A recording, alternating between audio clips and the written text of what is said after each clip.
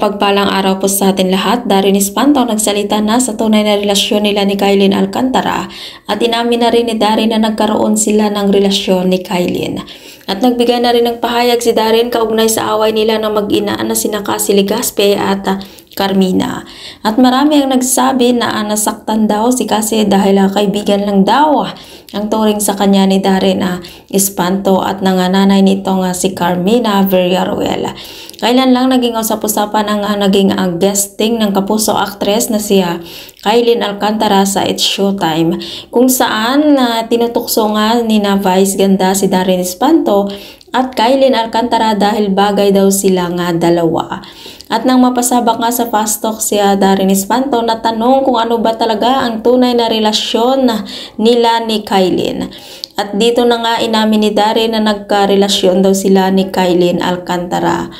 At sa pag-amin ni Darin, umabot daw din ng halos 1 taon ang kanilang relasyon dahil nauwi lang din daw sa hiwalayan ang kanilang relasyon na po sa club.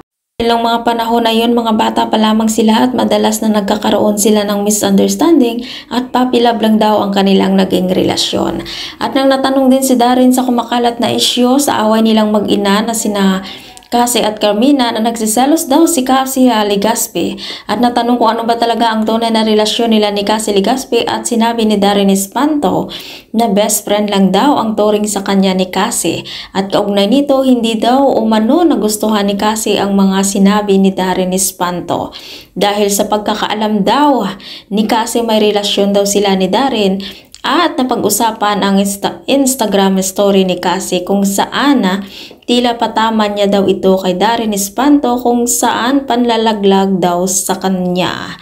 At napag-usapan din ang Instagram story ni Carmina dahil tila parinig daw ito kay Darin at mukhang pinapamukha ni Carmina na minahal ng kanyang anak na si Cassie si Darin Espanto.